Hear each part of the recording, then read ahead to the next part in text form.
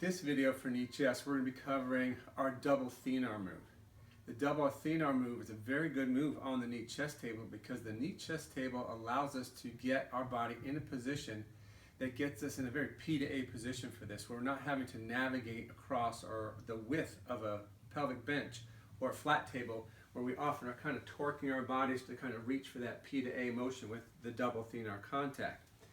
Also, the double Thenar contact, make sure that you stay on the TPs. The TPs are very close, so when you have your hands on those TPs, they shouldn't be more than an inch or so apart, because if your Thenars are farther apart than that, you'll probably be putting the majority of your pressure on the ribs.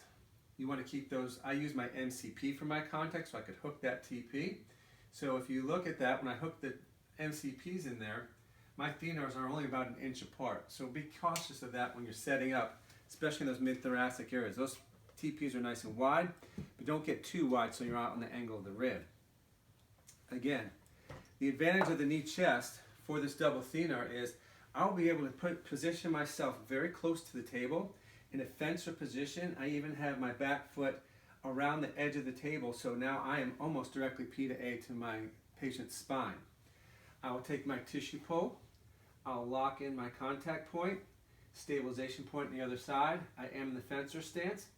I'm not going to lock my elbows out. I'm going to keep a slight bend in them because as I do my body drop forward, I'm going to use my arms to thrust so I can come forward, P to A and I to S through the disc plane line. Even though you use the mnemonic or T4 to TA, keep it straight, well, there's very few discs in the thoracic spine, if they have a normal kyphotic curve, that are going to be exactly straight. Just remember that as you go P to A and I to S, that you finish that impulse in the direction of the disc plane line. So if it was T4 here, which is almost straight away, that's not a problem.